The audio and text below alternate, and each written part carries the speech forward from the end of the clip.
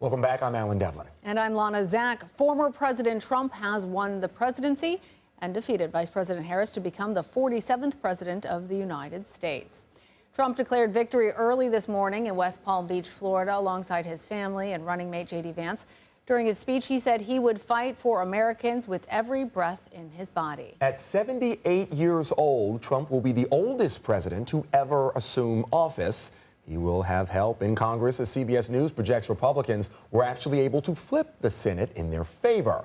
Trump secured crucial battleground states like Pennsylvania, Wisconsin, and Georgia. Take a look here to get him over that 270 electoral vote threshold. Early this morning, he outlined his vision for America under his next term. This will truly be the golden age of America. That's what we have to have. This is a magnificent victory for the American people that will allow us to make America great again. And his ability to control that agenda and get things passed is very much going to be dependent on which parties will control the two chambers of Congress. And for that, especially the House of Representatives, we still do not know the results. As of now, neither Republicans nor Democrats have secured a majority in the lower chamber. However, we can project that Republicans have gained control of the Senate after flipping several key seats. So for more on this, CBS News political reporter Hunter Woodall joins us here in Studio 57. So, Hunter, how significant is this Senate flip for the Republicans? And then on top of that, what do you think the agenda is going to be once they actually take office? Well, the number you see here, I mean, 52 seats projected, that's a nice majority for Republicans. And there's still more races, in play here. We still haven't seen. You talked about these battleground states, Pennsylvania, Michigan, there's still Nevada that's outstanding. Democrats, those are all Democratic seats. Republicans flip those. That's a nice, healthy majority. And we can't forget that Donald Trump didn't, he had a GOP Senate when he took over in early 2017. But it wasn't like a very MAGA Trump GOP. That's not what we're seeing now. This is a Trump-focused GOP in the Senate. This is a GOP that walks in lockstep with him, more or less, and that's something that he'll likely appreciate, come early 2025. That's a really good point. There is one person who has not been in lockstep with him, and that's Senate Minority Leader Mitch McConnell. He addressed the congressional results earlier, so I want to play for our viewers a little bit of what he had to say. Well, I think one of the most gratifying results of the Senate becoming Republican, the filibuster will stand. There won't be any new states admitted that give a partisan advantage to the other side. And we'll quit beating up the Supreme Court every time we don't like a decision they make.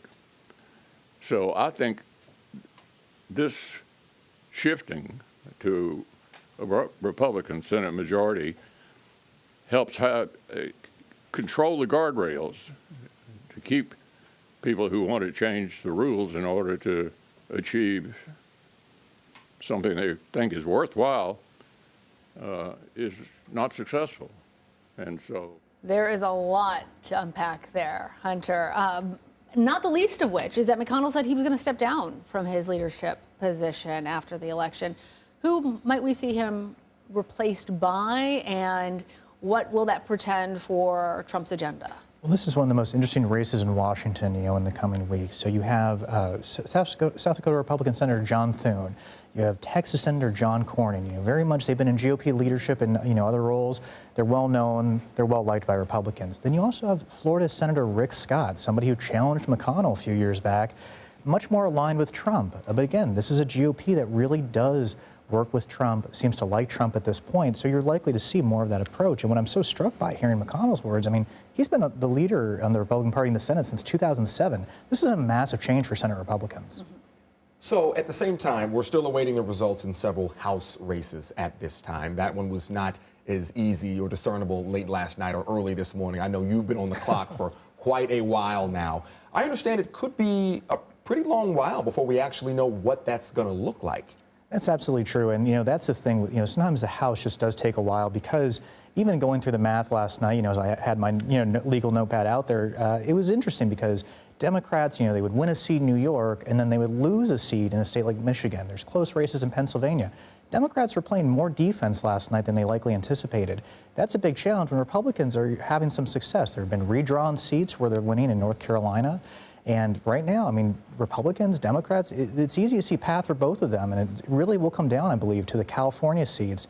And those can take a while to decide. And you talked a little bit as well about how the Senate is looking a certain way. It's more favorable for a Trump presidency. Do you believe the same thing implies with the House as well? Is this a more GOP Trump-centric House as it stands right now?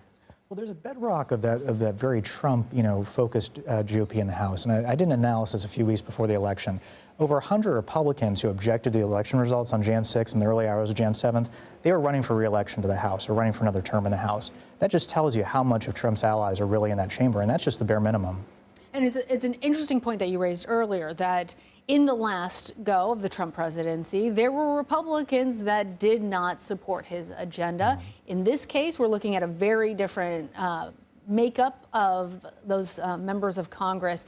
If the House is in fact red, does that make a major difference for Trump's ability? Or if it's a blue House, will that be enough to put some guardrails on a full Trump agenda being enacted?